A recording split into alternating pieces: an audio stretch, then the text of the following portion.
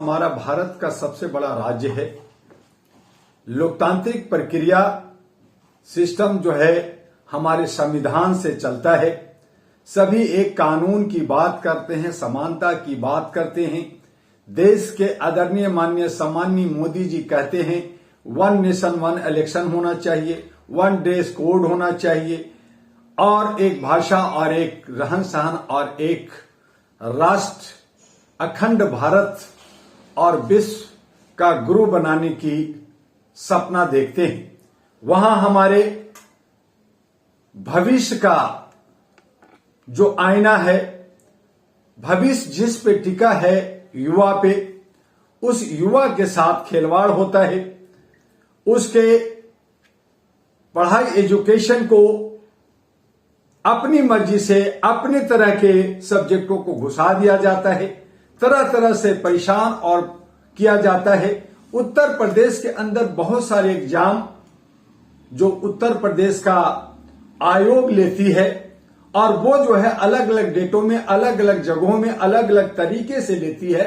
तो छात्र ने कहा कि सारा का सारा एग्जाम एक दिन में, एक शिफ्ट में लिया जाए ताकि इसमें किसी तरह का भेदभाव या चोरी या किसी तरह का दबाव या प्रेशर ना हो। ऐसी सूरत में आयोग जो है वो जो है दुरुपयोग कर रही है। तो अब आयोग, चाहे वो इलेक्शन कमीशन आयोग हो, चाहे ह्यूमन राइट्स कमीशन आयोग हो, चाहे महिला आयोग हो, चाहे हमारे सिक्योरिटी आयोग हो, चाहे हमारे एजुकेशन आयोग हो, चाहे हमारे शिक्षा आयोग हो, सभी जगह दुरुपयोग हो रहा है। इसलिए अब आयोग का नाम बदल के दुरुपयोग नाम रख देना चाहिए।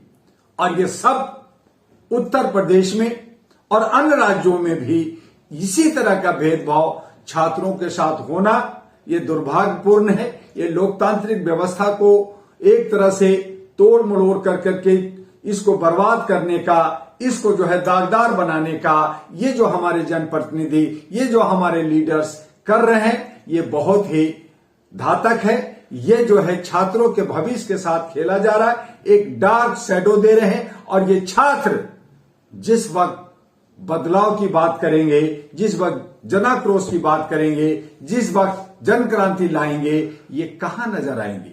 तो इस तरह से आज उत्तर प्रदेश के मुख्यमंत्री योगी जी कहते हैं बटोगे तो कटोगे, और फिर ये अपने आयोग, अपनी सिक्योरिटी और अपने सारे महकमे को कहते हैं कि जहां जो जुट गया उसको पीट डालो, उसको मारो, उसको बुलडोजर चला दो, उसको इनकाउंटर कर दो, उस पे लाठी चार्ज कर दो, उसको तितर बितर कर दो। तो ये तानाशाह नहीं है तो क्या है, ये नादिर शाह नहीं है तो क्या है। क्या ये लोकतंत्र है?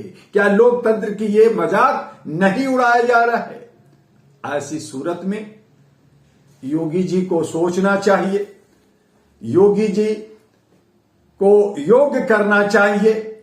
योगी जी को जो कहते हैं कि मुझे सांसारिक भोग विलास से दूर रह करके हमें धर्म कर्म सनातन और अपने मोक्ष की प्राप्ति करनी है, तो वो करना चाहिए। ये सदियों से हुआ है। राजा दो थे कि राजा को जयकार करना होगा, नहीं तो मार खाना होगा। जब मुगल लोग आए तो मुगलों ने कहा कि मुगलों की जो है आपको इस्तकबाल करना पड़ेगा, नहीं तो मार खाओगे। उसके बाद अंग्रेज आए, उनको सैल्यूट नहीं दोगे तो मार खाओगे, उनके सामने सर नहीं झुकाओगे तो मार खाओगे।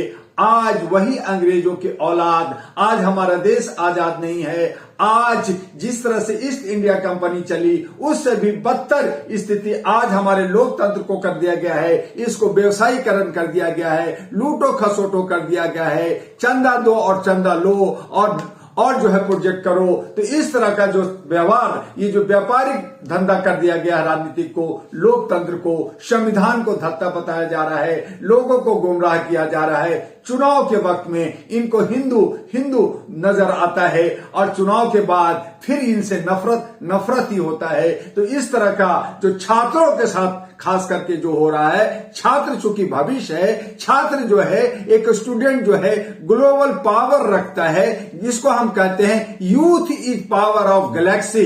तो यूथ जो है पूरा एक पावर, एक शक्ति है, वही आगे जाकर के भविष्य निर्धारण करता है आने वाले जनरेशन का। अगर उसे ही आप अगर पंगु कर दोगे तो समाज टूट जाएगा, देश टूट जाएगा, लोकतंत्र टूट जाएगा, और रहेगा क्या?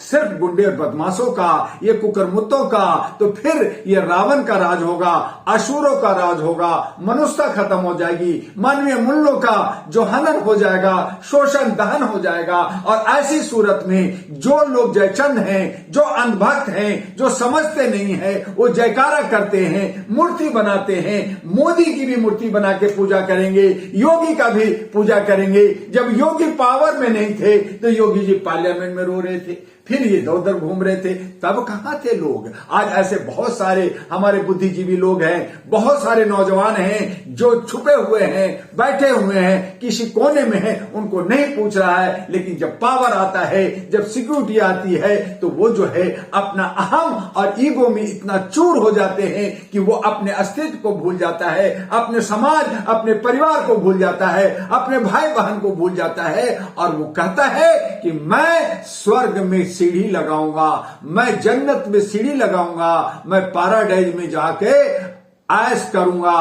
और जिस तरह से मुसलमानों के लिए है कि 72 हूरें मिलेंगी, जैसे इनके लिए है कि सूर और सूरा मिलेंगे, तो यही मान्यता लेकर करके ये लोग राज कर रहे हैं और छात्रों के साथ खिलवाड़ कर रहे हैं, जो ये उचित नहीं है। इसका all India human rights association संस्था इसका विरोध करती है, छात्रों के साथ कंधे से कंधे मिलकर करके काम करना चाहती है, उसके हक अधिकार दिलाना चाहती है। और इसके लिए चाहे हमें कुछ भी दंड मिले, सजा मिले, हम भोगेंगे। और साथ ही जो हमारा अहरा नेशनल पार्टी जो मानवीय मूल्यों पर है, उस पे हम चाहेंगे कि नए नौजवान आए और अपना ये अधिकार लें, ये सत्ता लें, और ये तमाम जो चोर उचक्के हमारे ऊपर जो जुल्म कर रहे हैं, हमारे पे जो कब्जा कर रखा है, उनको बाहर करें। तो हमारा उत्तर प्रदेश बचेगा, हमारा अन्न राज्य बचेगा, हमारे छात्रों का भविष्य बचेगा।